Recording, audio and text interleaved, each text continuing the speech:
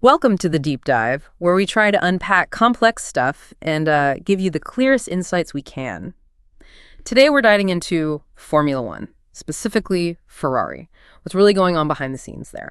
We've got some honestly fascinating material here, drawing from places like autoracer.it and The Race. Gives us a bit of a rare peek inside. Yeah, so our mission, basically, is to understand this really crucial technical update Ferrari's bringing to Austria. Why it matters so much, not just for the car, but what it tells us about their challenges, the politics. We're going to peel back the layers on what the source material calls Ferrari's blushing problem. Kind of an embarrassing label. Exactly. And look, this isn't just, a new car part. It's about understanding the ripple effects, the consequences of a technical problem that's really forced their hand. They've had to make some pretty big changes that affect the whole season. We'll connect the dots, from this one technical bit to the bigger strategic picture and the politics, of course. Okay, let's get into this blushing problem then. It seems like it's right at the heart of it all. So this big update, it's the car's floor. They're bringing it to Austria this weekend. And the sources, autoracer.it, The Race, they're saying this isn't minor, it's a major revision, a rethink. What are they actually trying to do here? And why is it such a big deal? Well, the why is really fascinating. Two main goals, basically. First, they want to reopen the car's operating window, that sweet spot where the car works best. Temperature, tires, track type, all that. Ferrari's window has been, too narrow. The car's only been properly quick in very specific situations, which is, super frustrating. So this new floor, it's meant to make the SF25 work well across a much wider range of conditions. That's absolutely vital if you want consistent points. And the second reason, just as important, is to fix this really weird problem that's been forcing them to use lift and coast. Lift and coast. Okay. So many of you listening probably know that term, right? Saving fuel, maybe managing brakes, engine temps, like Williams asking Sainz to do it in Canada. We heard reports about that for cooling. But Ferrari's reason, it's different. And the analysis calls it, frankly, terrible for a top team. What's going on? Yeah, that's the surprising bit. The usual reasons don't apply here. According to the Italian sources, Ferrari needs lift and coast mainly to stop the floor plank wearing out too much. Right. That plank, it's that mandatory skid block underneath, wood or composite, whatever. It has rules about minimum thickness. If it wears down too much, car's illegal. Disqualified. Right, like Lewis Hamilton in China. Got disqualified for exactly that, didn't he? Precisely. And Ferrari themselves, they've had to change setups because of this exact issue. It's not just a little annoyance. It points to something fundamentally wrong with the car's design, its aero philosophy. So the material gave a really clear example, didn't it? Charles Leclerc, he had to lift and coast for most of the Spanish Grand Prix just to protect the plank. So why does lifting off the gas early help the floor? It's all about downforce. Yeah. Ground effect. Faster the car goes, the more it gets sucked to the track, right? That puts more force, more friction on that plank. So by lifting off earlier than you normally would for braking lift and coast, the car doesn't hit its absolute top speed right before the braking zone. It reduces that peak downforce moment. Less time at maximum load, the result. Less friction, less wear on the plank. It's a clever workaround, but it's definitely a compromise. And they even quantified the compromise, didn't they? Raising the ride height could also work? Yeah, but that costs what, 7/10 a lap in aero? Something like that? Whereas lift and coast only costs maybe 4/10, so it's the lesser of two evils. But still, 4/10 is huge in F1. They can't afford that. That's exactly it. And honestly, this whole situation, it's unprecedented. The analysts our sources spoke to, they said they'd never heard of a team needing lift and coast just to save the plank. Never. So connect the dots. It really exposes a fundamental flaw in the SF25's initial design. They were forced into this awkward compromise just to finish races legally instead of actually pushing the car. It's like having a racehorse you have to walk. So where did this blushing problem start? How did this flaw get baked in? The analysis traces it right back to the start of the season. Australia, the SF25 debut, what they saw there was described as Dantesque. Okay, Dantesque.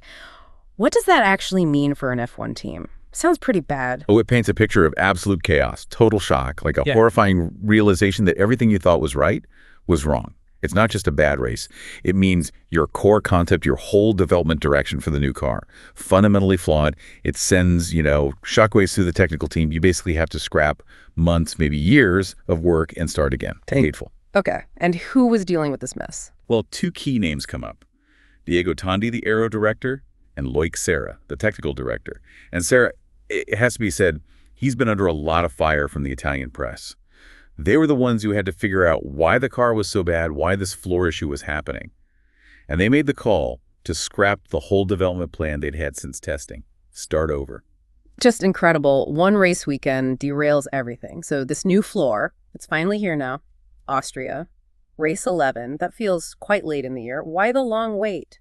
Yeah, it's taken time. Since Australia, they needed to properly study the mistake, really pinpoint the aerodynamic cause of the wear, then design, simulate, build the new parts. That's complex stuff. Plus, the timing for introducing it was tricky. Sources say they didn't want to do it in Monaco, too unique a track. Right, low speed, different demands. Exactly. Then Canada, getting parts there is always a bit of a headache logistically, so Austria kind of became the natural target. Okay, that makes sense. And there's another angle here about their philosophy. The analysis actually sort of praises Ferrari for being patient, for not rushing this part. Seems like they learned a lesson maybe. Yeah. Rushing unproven bits onto the car often backfires. Bad data, more problems, wasted time. We've seen it happen. Yeah, you end up chasing your tail. Right. So reports from Italy suggest this part now has the full green light. Properly validated, they're confident it'll work. And that confidence itself, that's a big step. Okay, so we've got the technical side, the engineering decisions. But F1 is never just about that, is it? There are big political things happening here, too. Especially for the boss, Fred Vasseur. Even the timing, bringing this to Austria, not maybe Silverstone, where Aston's bringing updates to. Some see that as, well, strategic, maybe even a bit desperate. Well, yeah, the pressure on Vasseur seems immense right now. You look at the Italian press, like Gazzetta, Corriere, they've been really scrutinizing him. Hard. Our analysis mentioned they basically gave him this 3-race window, Canada done, Austria this weekend, Britain next. Wow, an ultimatum almost. Feels like it. So choosing Austria over Silverstone being faster, maybe better for testing a big aero part like this. Yeah. It could absolutely be a reaction to that pressure. He needs a result now. And then there's this other piece, which sounds, well, kind of alarming if you're a Ferrari fan. The wind tunnel work on the current car, the SF25, apparently it stopped mid-June. So Ferrari's wind tunnel, it's now all about the 2026 car. They're still doing sim work and track analysis for this year, but stopping wind tunnel development seems really early, doesn't it? It's remarkably early. Right. Especially compared to, say, Williams, who stopped wind tunnel work on their 24 car back in April. Yeah. But for Ferrari, a front runner, connect that to the bigger picture, it looks like a huge gamble by Vasseur. The analysis suggests maybe it's a kick the can down the road move. Yeah. Or a flight forward, maybe, betting everything on the long game. The 2025 car, which is meant to be totally new, and then the 26 rules. So this floor update in Austria. It's effectively his last bullet for major development on this year's car. Its performance is absolutely critical for him. He needs to show Elkan, the chairman, the press, the Tifosi, maybe even himself, that his technical path is right. You know, bringing in Loic Serra, planning this radical new 25 car. It all needs validating. His job, the team's stability, it feels like it's riding on this update working. It's high stakes, no safety net. It's last bullet. Wow. Okay, but speaking of curious moves and this House of Madmen idea, there was that little side story, right? The bonus track. Autoracer.it picked up on it. Hints at how weird things can get behind closed doors. Ferrari did a Pirelli wet test recently. Fiorano used a modified 24 car mule car for testing 2026 tires, simulating future aero loads. Standard enough, maybe. But here's the curious bit. The analysis says they apparently stuck their Monza wing on the car for this wet test. A Monza wing. That's the super low downforce one for the Italian GP, right? Why use that in a wet test for future tires? It's odd. Not necessarily illegal. Pirelli sets the program. FIA watches to make sure teams don't gain an unfair advantage for this year. But it's definitely curious, as the source puts it. Highly unusual. So what could that even mean, especially with everything else going on? Vasseur's pressure, the future, Lewis Hamilton arriving? Who knows? It just adds to that feeling of a house of madmen, where every little detail might mean something or maybe nothing. It's hard to tell, but it underlines how much focus is on every single decision right now.